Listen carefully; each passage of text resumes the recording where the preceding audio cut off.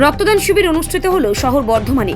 উপস্থিত ছিলেন বর্ধমান জেলা বিজেপির সভাপতি অভিজিৎ, বর্ধমান জেলা যুব মোর্চার সভাপতি পিন্টু শাম, বর্ধমান দক্ষিণের বিধায়িকা মৌমিতা বিশ্বাস মিশ্র। রক্তদান শিবিরে অংশগ্রহণ করেন এবং মানুষকে বার্তা দেন রক্তদান কতটা গুরুত্বপূর্ণ, এক ফোঁটা রক্ত মানুষের কতটা প্রাণ বাঁচাতে পারে, এই সমস্ত বিষয় নিয়ে বার্তা তুলে ধরলেন সাধারণ মানুষের কাছে। 5 নম্বর নগর মণ্ডল পক্ষ থেকে 22 নম্বর ওয়ার্ডে আলমগঞ্জ কলপুত্র মাঠে রক্তদান শিবিরের আয়োজন করা হয়। এই রক্তদান শিবিরে প্রায় 100 জন রক্তদাতা রক্তদান করেন। উপস্থিত ছিলেন বর্ধমান দক্ষিণের বিধায়িকা মৌমিতা বিশ্বাস মিশ্র, উপস্থিত ছিলেন বিজেপির জেলার মুখপাত্র কল্যাণ মাঝি, উপস্থিত ছিলেন বর্ধমান দক্ষিণ বিধানসভায় শক্তি কেন্দ্রের লিডার বিনোদ প্যাটেল, 5 নম্বর নগর মণ্ডল সভাপতি শুভাশিস রায়, বিজেপির কার্যকর্তা গুঞ্জন সহ অন্যান্য কার্যকর্তাগণ। তারাও জানান আগামী দিন তারা মানুষের কাছে পৌঁছানোর আরও চেষ্টা করবেন। তাদের সুবিধা ও অসুবিধার কথা ভেবে এগিয়ে যাবেন যাতে এলাকার মানুষের যে কোনো সমস্যার সমাধান করা যেতে পারে। তার মধ্যে এরিয়া কর্মসূচি নেওয়া যেতে পারে রক্তদান শিবির। এই রক্ত তুলে দেওয়া হয় বর্ধমান মেডিকেল কলেজ ও হাসপাতালে। পূর্ব বর্ধমান থেকে প্রতিনিধি পিন্টু প্যাটেল।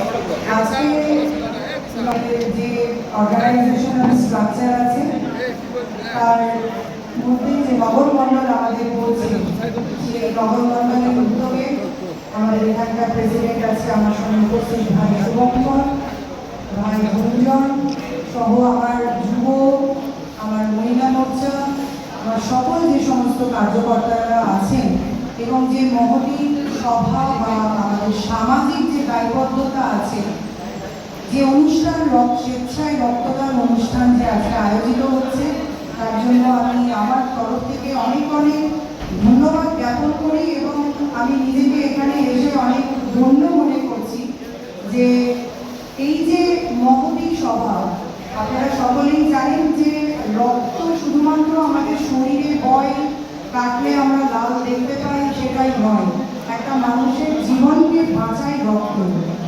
তাই আমরা যে সমস্ত কাজ করি, সামাজিক কাজ করি, তার মধ্যে কিন্তু রক্তদান অত্যন্ত গুরুত্বপূর্ণ এবং অত্যন্ত আমাদের কাছে একটা দায়বদ্ধতার মধ্যে পড়ে সেই কর্মসূচি। গরমকাল চলছে, আপনারা জানেন যে এই সময় মানুষের ব্লাডের অনেক ক্রাইসিস হয়।